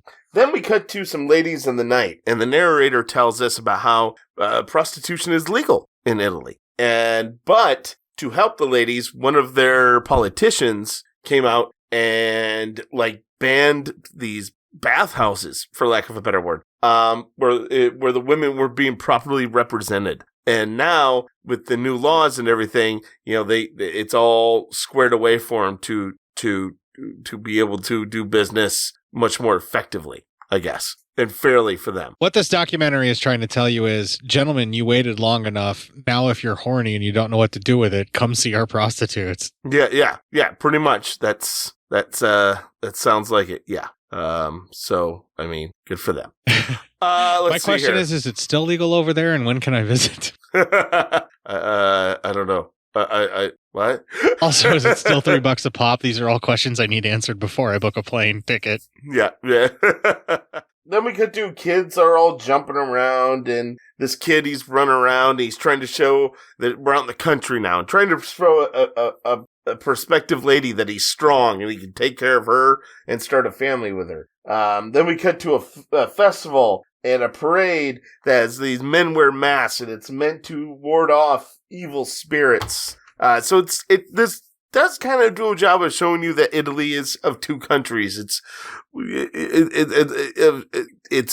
has large cities that are, you know, refined and all that kind of stuff, and modern, and then the country still has traditions and old. And that you think is like that are weird and outdated. Yeah, and it certainly tries to portray these things as such. And it again tries to be salacious with it, but barely keeps my attention. And I think this is the first time I realized I fell asleep while watching this, and I had to back it up. Yeah. Yeah, that can happen. Oh, it does. Yeah, I'm not gonna lie. I fucking fell asleep a few times and went back just to make sure I saw all of it. Well, and then we see that a family is like pushing a girl on a swing, and they're singing a song about virginity and sex. And then this is how they teach them in the old country about these things. And they also use puppets to show this couple having sex. So it's really weird, man. Again, all displayed just to be salacious and show you how wacky and backward some of the country folk are in Italy. But we're more modern now in the cities. Yeah. Sure you are. Anyway, then it shows families going on vacations, and they pack up trains. They say this is something they learned when they were very much in the midst of war, is packing trains to escape things and fascism and all that. even though, they're led by a fascist. But all right. Let them revisionist their history. All right, I'm sorry. My bad. Jesus. No, actually, it's probably good that you called it out for that. Yeah, but I mean, yeah, they really gloss over the fact that they were all. Shh. We don't talk about Mussolini here. No. We don't use the M word. No. No. No. Okay, well, guess what? Too fucking bad. Right. I winced at that a little bit too. Yeah, I'm like, you guys are really owning up to it, but all right. Then it shows like really packed beaches, and they talk about how they borrow a lot of money, to go on these vacations, and then they try to sweet talk the bill collector when it's time to pay these off. You're just like, all right, I don't know what to think about this, but okay. We said it before in the Jayne Mansfield film, and in this, which is supposed to be Italian made, you are not portraying your country in the best light. Yeah, no. I wonder what the original Italian would look like with subtitles, and I hope it's not this, because you are totally not portraying your people in the right light. No, it's pretty bad. It's pretty fucking salacious. That's why I'm hoping that it is in fact not real, Yeah. I mean, I'm sure it's a little bit real because, but. Well, some of the stuff is shot there, and what they're talking about seems to fit what's on there. So either they rewrote it in such a way as to make it salacious like that, or it actually is. Yeah, agreed. So, then we see, they even say like, oh, we're not even all that, shameful of our bodies, because you see families like pretty much just changing on the beach. Then some kids, they go, if you can't go to the beach, you can find old-fashioned swimming holes. You see kids swimming there. Then they cut to a famous singer, one of their famous singers at a concert, and everyone's doing that new dance craze, the twist. And then they said Italians love dancing, and it shows a group dancing around a man who had been bitten by a tarantula. And they say, they dance around this man, and they get 7 virgins, 7 new mothers, and 7 widows. And they dance around him to remind him what he will miss in life if he doesn't fight off the poison in his body. In which they walk over him so that he can see up their dresses as well. Yeah. And you're just like, okay, not for nothing, get that man a doctor. I'm pretty sure what you need is the word anti-venom, right? And I'd almost be positive a doctor may have that kind of shit. I mean, like, I'm sure he's really happy to watch these ladies step over him, but maybe give him the anti-venom first. I mean, he has a smile on his face, but at the same time, it seems pained. Yeah, it seems like the poison's winning, or the venom is winning, or whatever it is. Yeah. Oh, yeah. Yeah, it seems, doesn't seem all that good. No. Seems like he's in for a bad time. Yep. But, hey, what do I care? It's his death. If this is how he wants to die, then let him. If this is what he wants to go through, then he gets to go through all that. Yeah, it's there's worse ways to go other than dying from a fucking venomous bite while women step across so that you can look up their dress. When you say it like that, it sounds really bad. I just want to tell you that. It doesn't sound good. What? There are, in fact, worse ways to go than that. I mean, you're not wrong, but you're just being an asshole. So anyway. I'm out of line, but I'm right. Yeah, that's very true. And then we cut to, now they're dancing again at a concert, and this time they're doing the Madison. So good for them. And that ends the first 20 minutes. I totally blocked out the twist because I was so transfixed by how much they focused in on the hips of women shaking while doing the Madison. Yeah. I mean, they concentrated on the women's hips when doing the twist. When doing the twist too. Yeah. So this film takes a lot of long, leering looks at what seems to be unsuspecting women, and I'm starting to wonder if this is a closeted voyeur film that is pretending to be a documentary displaying the wild, wonderful life of weird Italians or whatever the fuck it's called. I'm still trying to figure out if it's trying to say, hey, we also need some foreign ladies to come to our town. You'll like our men, because it's becoming a sausage fest in that country.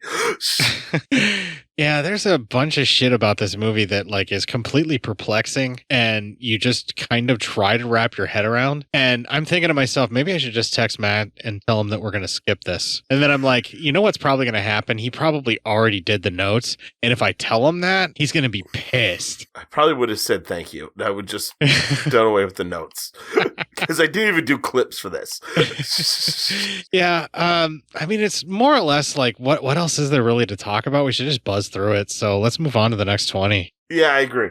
All right. So then we see some monks who they're praying and stuff, and their skulls one day decorate the inside of the church, and we see a bunch of skulls like that, and their bones as well. So that was kind of cool.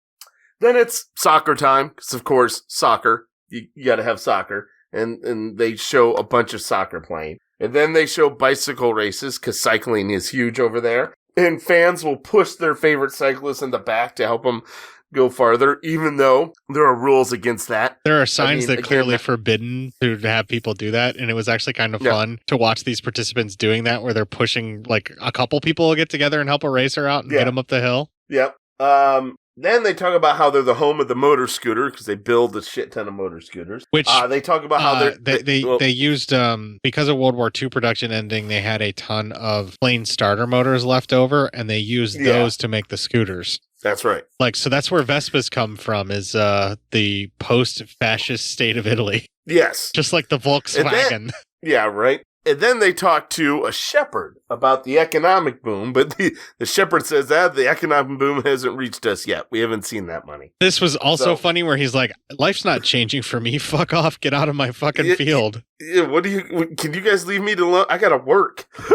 I mean, I don't know what's wrong with you. Yeah, he looks like pissed off, perplexed, and like a little disturbed by them. He's like, there's an economic boom? You motherfuckers, we haven't seen anything here.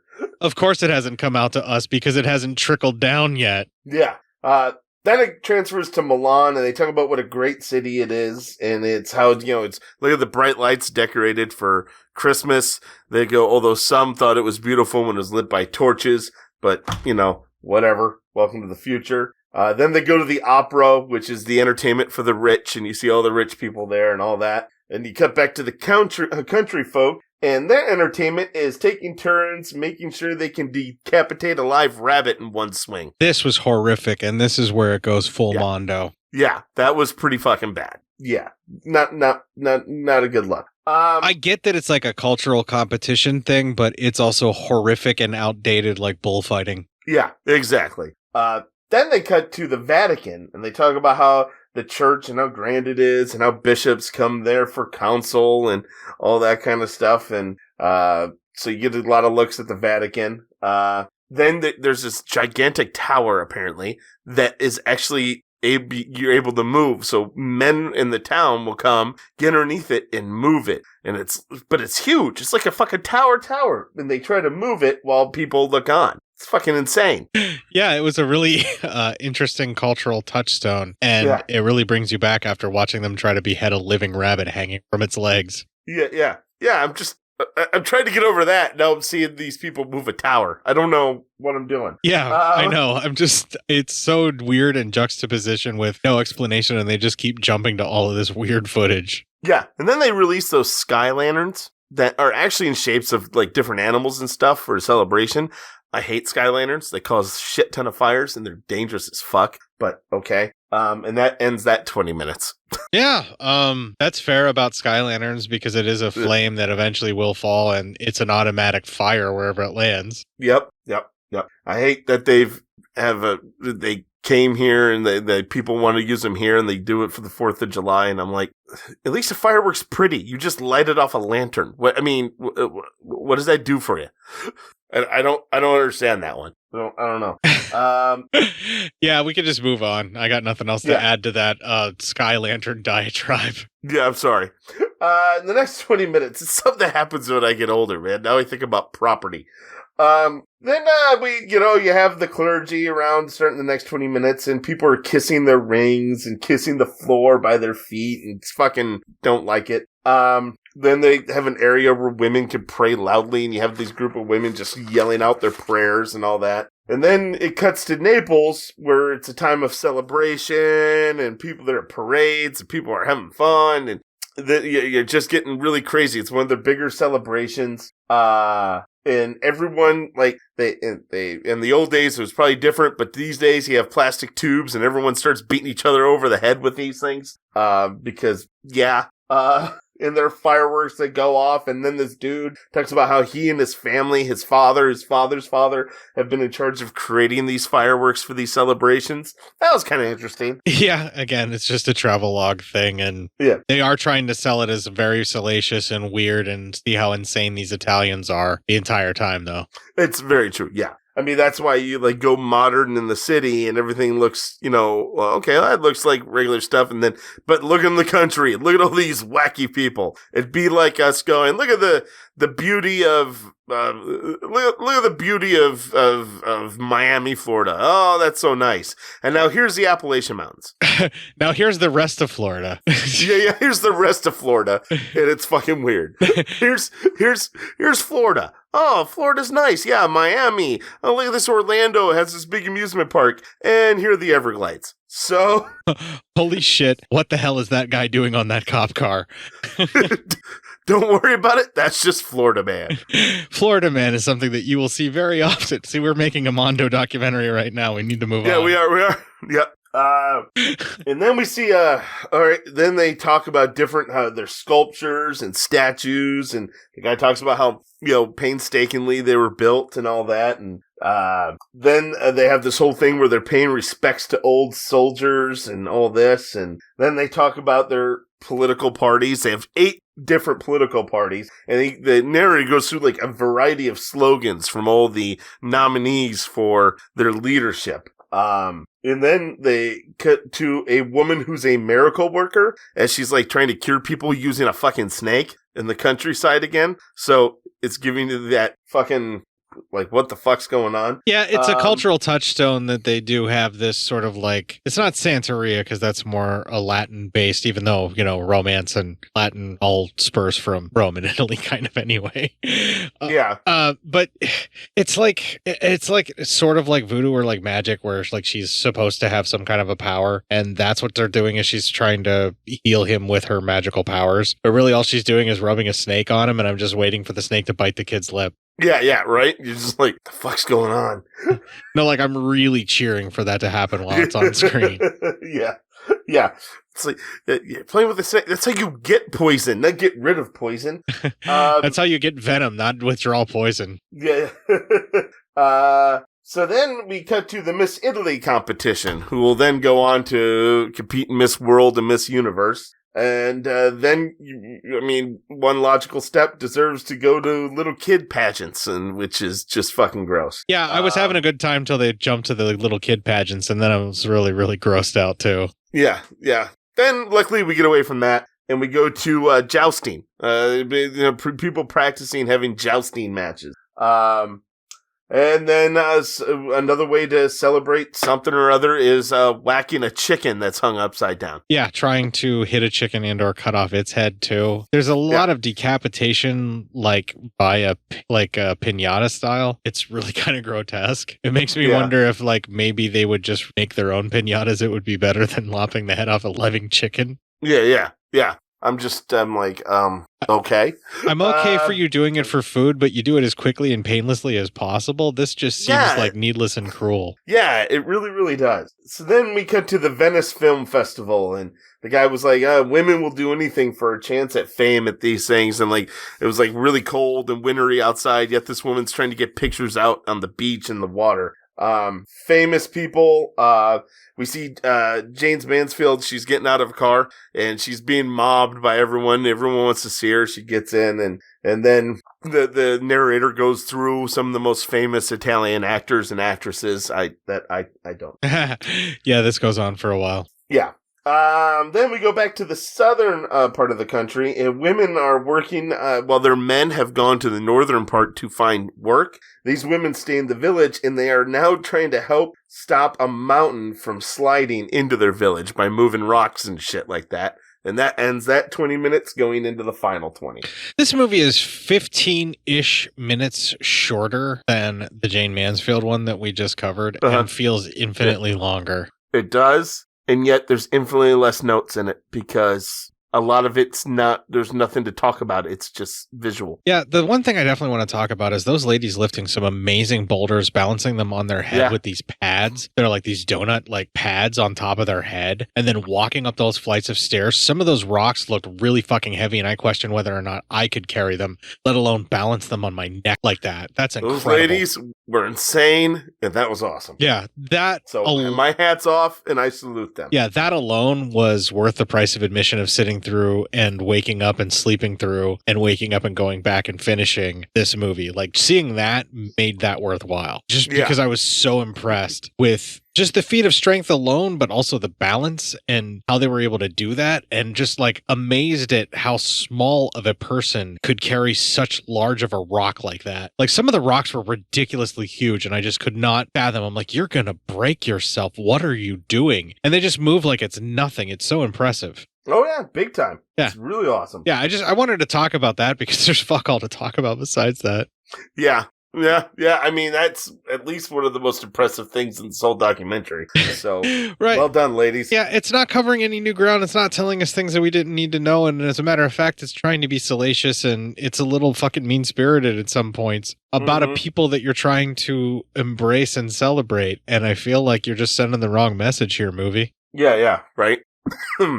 Movie did a poor job of trying to convey how awesome Italy is. Yeah. I feel like a giallo would tell you more about how amazing Italy is than this whole entire documentary. Exactly. Well, let's get it out of here. Yeah. Final 20 minutes. They show a lot of business buildings in the city, and it holds all their important records and paper. But back into the country, where it's a harder life, and you see this family, and they're just kind of staring off into the distance, and you don't really know what's happening with them. Then a boy, cuts to this boy, he's a psychic, and he's working, and he tries to help find people and all that. He took all his mom's clientele after she passed away at a young age. Then cut back to the beach, people getting tans, and then they had a whole thing about bikinis. They're like, the only battle should be a naval battle, while showing, bellies.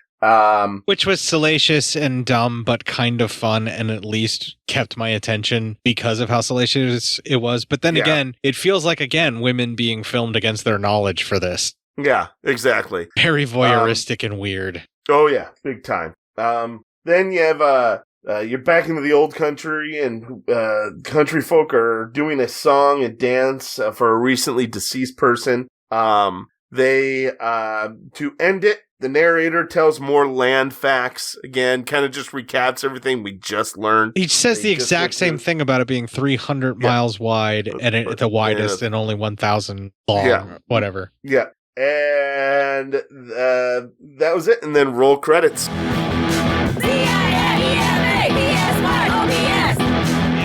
It was interesting because when they did have Jayne Mansfield show up with the cans thing that they were kind of talking about, it looked like some of the footage we saw in the Jayne Mansfield one, but it was shot from a different angle. And it looks like they were using some news footage of that event for this documentary. And it was interesting to watch the two of them together solely for that reason. Yeah.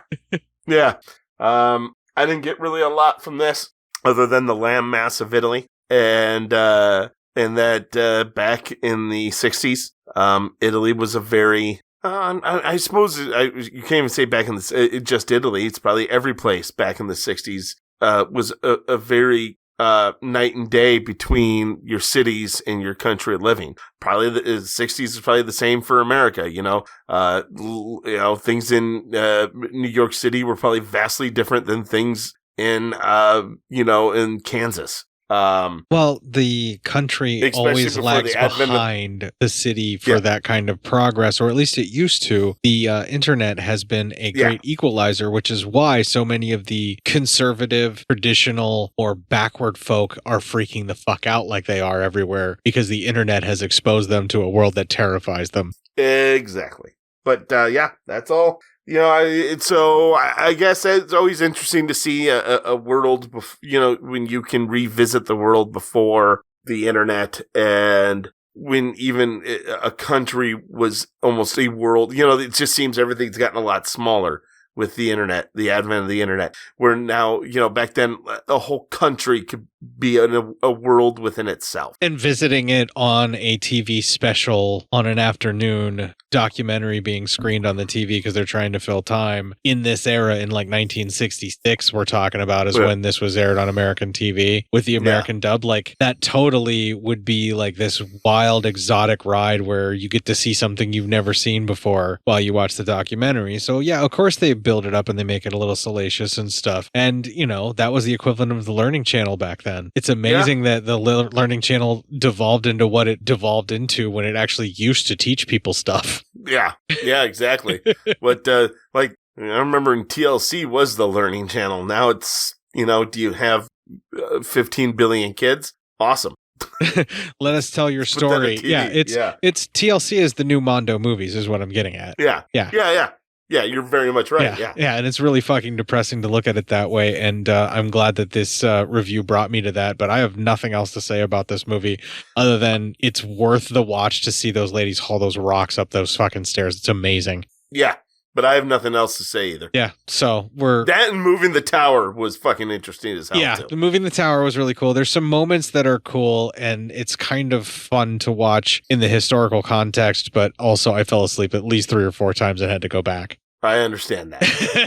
If I wasn't doing notes, I probably would have as well. Okay, so we got some really weird fucking feedback we're going to have to deal with. But before we get to that, we are going to Acid Rock at the time. Always had to have these little freak out moments, and that's where we're coming in right now, where we're in the pocket of the freak out moment while we're talking. Yeah, right? Jesus.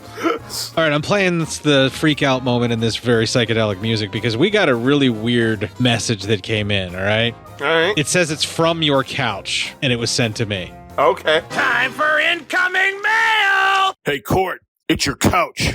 I heard you were talking shit about me on that stupid little fucking internet show or whatever the shit that thing is. Well, what I want is for the record to be set straight. You fucking sucker punched me, you little bitch. Give me a fair fight, me and you, straight up. I'll take you down any place, anytime, fucker. You let me know. And in the meantime, you think that us couches don't talk to all the other furniture in your house? Watch out, man. I have your bed's cell phone number. One text, you'll get fucking choked out while you sleep, fuckface.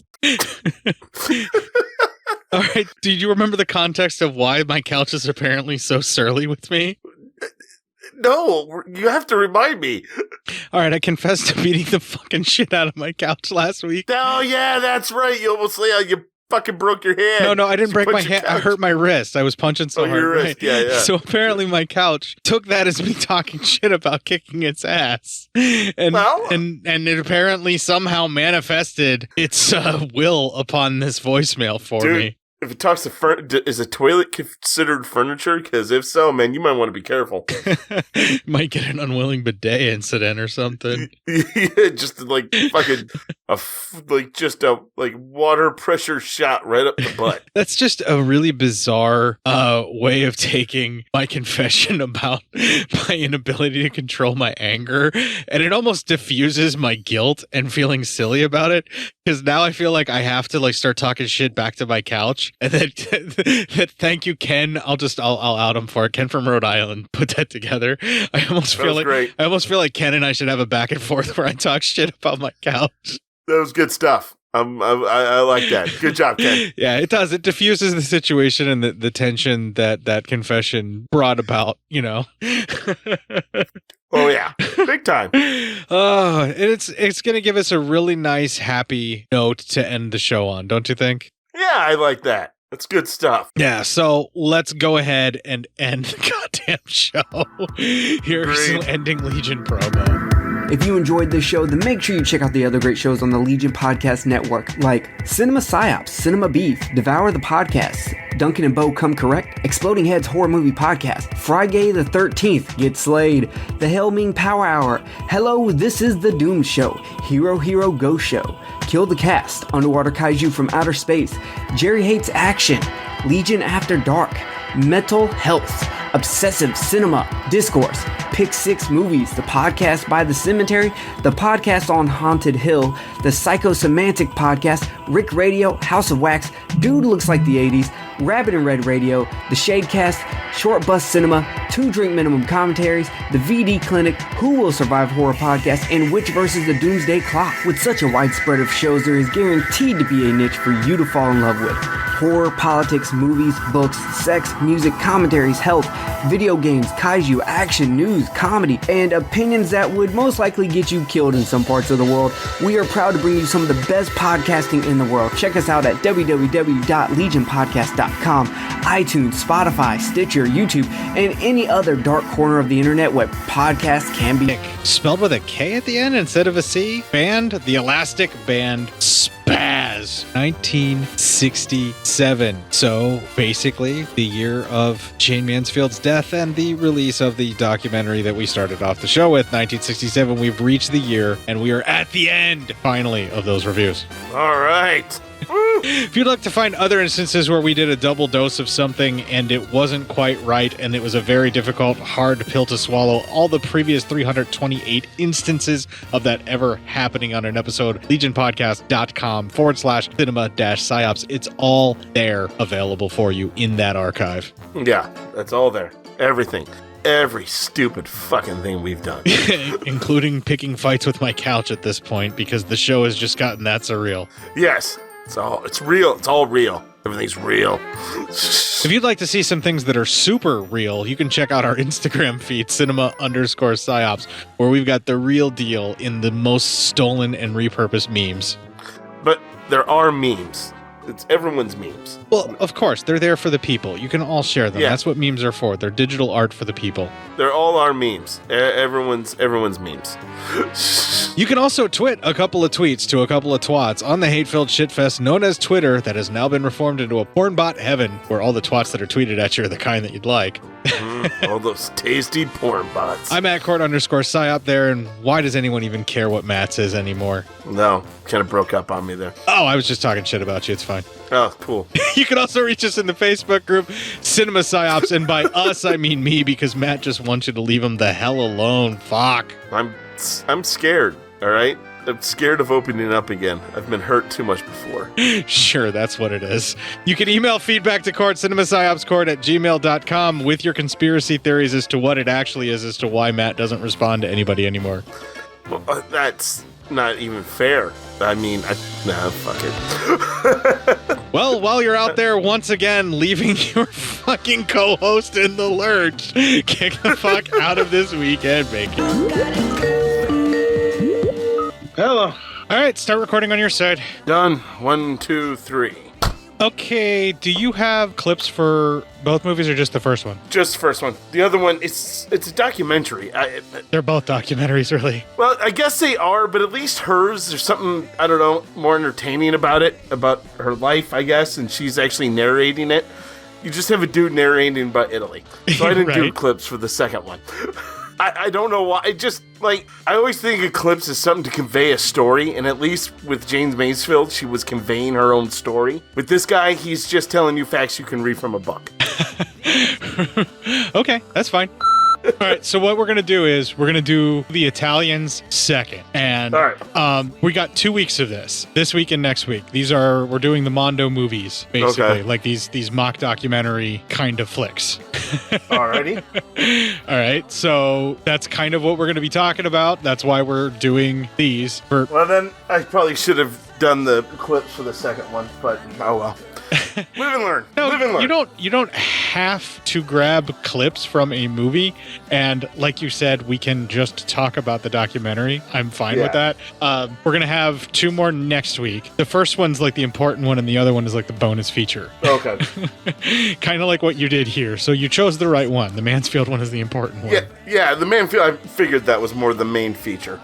All right, so you are recording. Can you hear this? Probably not. Let's try that again. Yeah. There we go. That I heard. My selector switch may not be doing so well. That's not good. All right, so I've only got 5 total clips, all Jayne Mansfield, and they're all backwards. Thanks very much for loading them that way, computer. Okay, I was going to say, I didn't load them that way. No, not you. The fucking computer did for some weird reason. All right, let's get this shit over with. Here we go. Everything's copied over. And since we're doing 2 movies, we more than likely won't have time for the news, but I don't really foresee us dwelling as much. So maybe we will. I'll just kind of have to play it by ear. I have enough music for the breaks, okay? All right, sounds good. All right, let's fucking go. Is it Something Wild, I believe, the movie that we covered? There's a wonderful fucking striptease to that. I think you're right, yeah. I can't remember. Yes, it is. No, it was not Something Wild. Maybe it was called Wild Times. No, you think that's stuff we would remember, but we don't. Whatever. Yeah, it was that Fast Times at Ridgemont High knockoff. Oh, yeah, Big in it and Eric Stoltz. You know what? Fuck it. We're going to go full fucking crazy. This is outtake, so. All right, outtake shit. Yeah, I'm going to look up Eric Stoltz's career just so I can fucking get this so we can talk about that Let's figure this out. We're going to get this done. We're going to get this fucking taken We're doing it. Pulling it just to pull it at this point. All right. Yeah, Eric fucking Stoltz. Can't be that much, right? Famous people don't even like paparazzi that much. And I'm like, well, not much has changed in the world then. You ever notice that, paparazzi was a big thing, Princess Diana's death, and then it got even bigger in like, more kind of like a lot of it was always in the news about paparazzi this, paparazzi that, and we haven't really heard anything about paparazzi in the last 20 years, and I would say that also came with the shift of when, like 20 years ago, it wasn't cool to want to be famous. You were supposed to want to be an actor and everything, or a singer or whatever, but you didn't want to be fame. And then there's that switch over to the reality TV and people being famous because they're famous and wanting fame. So they wanted to go places where paparazzi were. They would call the paparazzi.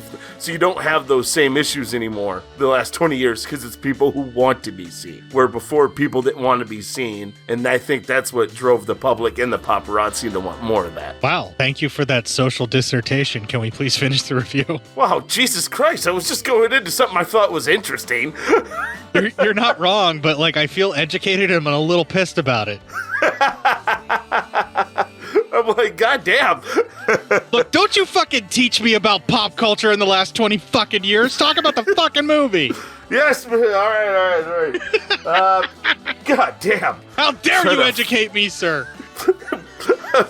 Jeez, just trying to bring some enlightenment into your fucking life. About shit I don't care about. Exactly. Hey. I was always said I was going to educate you. I never said it was going to be anything either A, you're going to be interested in, or B, could use. So, also, you never said you'd educate me because you never thought you could. So pretty much I'm like public school. So anyway. That's fair. So the entirety of Black Love is going to be overly offensive compared to anything that happens in this movie. Oh, yeah. That show's going to get us canceled someday. That show is definitely going to be the one that people are going to be like, yeah, you guys need to go away. And we'll be like, nope, we totally understand. It's been real. So, thanks, guys. 330 it is. Yep. Hey, we're surprised we made it this long before somebody realized that we were a bunch of assholes. You know, we can keep podcasting after we've been canceled. It's just that Twitter will ignore us, which they already do. So we kind of already are canceled. Yeah, I mean, no one likes us on Twitter. The porn bots like me. Well, that's honest to God truth right there. Thank God for those wonderful, wonderful porn bots. Hopefully everyone can enjoy them. And then I just lost my place. We had to get cute with ourselves here. All right. I'm sure whatever it was involved a shot of Jayne Mansfield's breasts. Oh, okay. What are you? Some sort of, I don't know, liberal person? Yes. All right. Well, good. I'm happy for you then. Because I mean, what are you trying to be? Some sort of decent person who, believes in people have body autonomy and deserve the right to privacy? How dare you? It's not the American way. While I don't disagree with that statement, I'm not trying to be it. I hope that I am it. Yeah. All right. Well, I mean, that's also yes. And again. Yeah, stop trying to be cute, fucker. We'll finish this in time. I know. And again. Okay. This is also the time where they started accusing men of wanting to be women just for growing their hair out and being long-haired, freaky hippie people. It's extremely gentle for the time. I hear those long-haired, freaky people need not apply either. So, well, that's why you bun your hair up in a hat and you go in and you ask them why. I'm not singing the rest of that song because I fucking hate that song with a burning passion. But you look like a fine, outstanding young man. I think you'll do. Yeah. I ripped off my hat. Said, imagine that me working for you. Signs everywhere there's signs. Breaking up this review and wrecking my mind. You motherfucker. I hate you so much. Fucking hate that song. And now it's going to be in there for a long time until I somehow get it out. You're welcome. Dick. All right. Let's see here. There's probably other things I wanted to talk about. So, we cannot reference that movie ever. I don't want those memes in our group ever. I know. Oh, we cannot, dude. You cannot. I'm taking all of that out. Please do. I don't know, man. It was a misstep for that movie. That movie did not age well, and that's a pretty recent fucking movie. I remember bitching about it at the time, and everybody telling me to chill the fuck out. Is all I'm saying. I don't know, man. Well, no, I didn't live in town then, so I never heard you bitching about it because I didn't live in town. I love that your excuse is I was out of town when that shit went down. I don't know if I would have told you to take it easy though, because in my defense, and not because I was so woke back then or anything, but I didn't like the movie. It didn't look funny to me, and I just disliked. So I don't dislike him as a person, but I just don't find a lot of his shit funny. So you would have been probably railing on it. People would have told you to calm down. I probably just would have stayed quiet about it and been like, Cort's probably right. It's probably terrible. I meant specifically the shit, but let's move on. I still would have backed you up on that too. Just someone been like, yeah, no, Cort's probably right. The movie's gonna be shit. All right, enough revisionist history. Let's move on. It can't be revisionist history because I wasn't here. Yeah, I was out of town when that shit happened. I was out of town. Fuck off. Wow, too far. Let's move on. Too far. How dare you, sir? Oh boy. Right. So other stuff happened. Here you go. I want you to know what the song's gonna be. All right. That's gonna completely end it out. So I'm gonna just play it for you real quick because you should recognize it right away. All right. Huh? Yeah. Love it. Also 1967. So that works perfectly for the really, really fucking bullshit self-indulgent conceit I came up with. You can stop. Perfect, like. You can stop anytime you want. All right. I am done.